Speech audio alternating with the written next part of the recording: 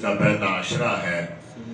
رمضان المبارک کی برکتیں پوری کائنات میں برس رہی ہیں۔ خوش بخت وہ ہیں جو ان رحمتوں کو سمیٹ لیتے ہیں۔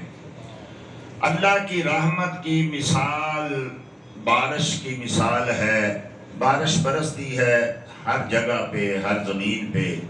کچھ زمین ایسی ہے جو اس کو پانی کو پیتی ہے اور اس میں سے کونپلیں اور پھول اور پھل نکلتے ہیں۔ کچھ ایسی زمین ہے جس سے برستی ہے تو شور کلر ہوتا ہے، وہاں سے بہہ جاتی ہے، اس کو کوئی فائدہ نہیں۔ کچھ ایسی ہوتی ہے جو پتھروں پہ برستی ہے تو پتھر صرف صاف ہو جاتے ہیں، ان کا گرد و غبار اتر جاتا ہے، ان میں سے کچھ نکلتا نہیں ہے۔ کچھ ایسی ہوتی ہے کہ جو گندگی کے ڈھیر پہ برستی ہے، روڑی پہ برستی ہے، وہاں سے بدبو نکلتی ہے۔ اب جیسے بارش کا یہ قصور نہیں ہے کہ وہ گندگی کے ڈھیر پہ برسی تو اس سے گندگی پھیلی تو کوئی کہے یہ سارا بارش کا قصور ہے۔ نہیں، بارش تو برسی تھی۔ اب جس نے جو کچھ لیا اسی میں سے اس کے مطابق اس سے نکلا۔ ایسے ہی رب کی رحمت ہے، کسی پہ برستی ہے، رمضان آتا ہے، معراج کی رات آتی ہے، میلاد کی رات آتی ہے۔ اسی طریقے سے حج کے ایام آتے ہیں، یوم عرفہ آتا ہے، عیدین کی راتیں آتی ہیں، جمعے کی رات آتی ہے۔ تو کچھ لوگ وہ ہیں جو ان رحمتوں کو اپنے اندر داخل کرتے ہیں اور ان میں سے خوشبو نکلتی ہے، پھل نکلتے ہیں، پھول، ہدایت کے پھول نکلتے ہیں۔ ان میں سے مصطفیٰ کریم صلی اللہ تعالیٰ علیہ وسلم کی محبت کی خوشبو نکلتی ہے۔ پتہ چلتا ہے کہ ان کے اوپر سے رمضان گزرا ہے، پتہ چلتا ہے کہ انہوں نے روزے رکھے ہیں، پتہ چلتا ہے کہ کوئی نیک رات ان لوگوں پہ گزری ہے اور اس رات نے آج اس کو یہ فائدہ دیا ہے۔ اور کچھ ہے پتھر کی طرح برستی ہے اور صرف یہ ہے کہ ظاہر صاف ہو جاتا ہے، ظاہری طور پہ اس کے چہرے سے پتہ چلتا ہے کہ اس نے روزہ رکھا ہوا ہے، ظاہری طور پہ جو ہے پتہ چلتا ہے کہ یہ نیکی، لیکن باطن میں کچھ بھی نہیں ہوتا، کیونکہ باطن میں وہ داخل ہی نہیں ہے اس نے ہونے دی۔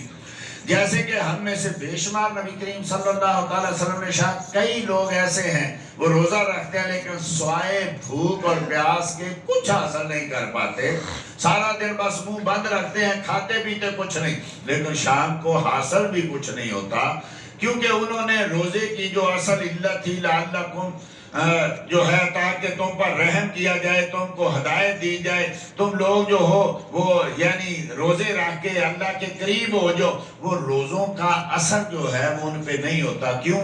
اس لیے کہ کئی لوگ ہیں جو سحری کرتے ہیں تو حرام کے مال سے کرتے ہیں، افطاری کرتے ہیں تو حرام کے مال سے کرتے ہیں، پھر سارا دن جو ہے، جیسا میں مثال دیا کرتا ہوں کہ مثلا فرض کریں آپ کے گھر میں ایک مہمان آ گیا، اب مہمان آتے ہی آپ کو بتاتا ہے بھئی مجھے بلڈ پریشر ہے، میں نمک نہیں کھا سکتا، اس لیے برائے مہربانی مجھے جو کھانا دینا ہے اس میں نمک ذرا نہیں ڈالنا یا کم ڈالنا ہے، یا مجھے شوگر ہے، میں جو ہے وہ میٹھا نہیں کھا سکتا۔ آپ کہتے ہیں جناب آپ میرے مہمان ہیں، میں تو آپ کو ضرور میٹھا کھلاؤں گا، میں تو آپ کو جناب ضرور نمک کھلاؤں گا، تو کیا یہ مہمان کے ساتھ محبت ہے؟ یقیناً یہ مہمان کے ساتھ دشمنی ہے۔ روزہ آتا ہے تو وہ ہمیں آ کے بتاتا ہے بھئی میں آپ کے گھر مہمان تو آیا، لیکن یہ دیکھیے جھوٹ نہیں چلے گا، غیبت نہیں چلے گی، یہ سارا دن رات مووی نہیں چلے گی، یہ کسی کے ساتھ فراڈ نہیں چلے گا، یہ کسی کے ساتھ گالی گلوچ نہیں چلے گی۔ نبی کریم صلی اللہ تعالیٰ علیہ وسلم نے ارشاد فرمایا کہ اگر تمہارے ساتھ کوئی رمضان میں یا روزے کے حالت میں زیادتی بھی کرتا ہے تو جواب دینے کی بجائے صرف اس کو اتنا کہہ دو بھئی میں تو روزے سے، میں گالی کا جواب گالی سے نہیں دے سکتا، میں لڑائی کا جواب لڑائی سے نہیں دے سکتا، میں برائی کا جواب جو ہے وہ برائی سے نہیں دے سکتا، اس کو کہہ دو میں تو بھائی روزے سے ہوں، بس زیادہ باتیں کرنے کی ضرورت نہیں ہے۔ اب یہ رمضان ہمیں ہمارے گھر مہمان ہے تو یہ ہمیں بتاتا ہے کہ بھئی مجھ سے اگر کوئی فائدہ لینا ہے تو بھئی یہ چیز ہے، اس کو قریب نہیں آنے دینا۔ ہم کیا ہے کئی نئے سے نئے نکلتے آتے ہیں نا، جو دور بدلتا ہے،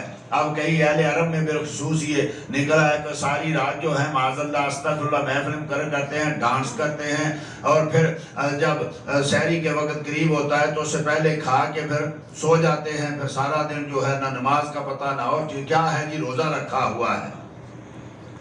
تو یہ کافی حد تک بعض حکومتوں نے سختی تو کی اس پہ، لیکن لوگ جو ہیں وہ کیمپ لگا لیتے ہیں اپنی طرف سے، افطاری کیمپ ہے، لیکن وہاں کرتے کیا ہیں؟ ہمارے اپنے گھروں میں دیکھ لیں کہ یعنی بالکل پیٹ بھر کے اچھے طریقے سے کھانا ہے، ویسے ہی افطاری میں، اور پھر سارا دن کیا کرنا ہے؟ سارا دن جناب والی موویز دیکھنی ہے، سارا دن جناب فیس بک دیکھنی ہے، ساری رات جو ہے وہ ڈرامے دیکھنے ہیں، اور پھر ہم نے کہنا ہے کہ جی ہم نے رمضان کو جو ہے بڑے اچھے طریقے سے جو ہے وہ ہم نے رمضان کو گزارا ہے۔ لیکن رمضان گزرنے کے بعد ہماری زندگیاں ویسی کی ویسی رہتی ہیں۔ مہمان، میں کئی بار عرض کرتا ہوں کہ بھئی جب مہمان آتا ہے تو کچھ دے کے جاتا ہے، اگر کچھ لے کے آتا ہے۔ اب تو یہ سنتیں کم ہوتی جا رہی، سنت تو یہی ہے نا کہ مہمان آئے کچھ لے کے آئے، تو جب کچھ لے کے آئے گا، جاتے ہوئے بچوں کو کچھ دے کے جائے گا، تو بچے انتظار کرتے رہیں کہ فلاں انکل نے کب آنا ہے، فلاں نے کب آنا ہے، کیونکہ کوئی لے کے آیا تھا، کوئی دے کے گیا تھا۔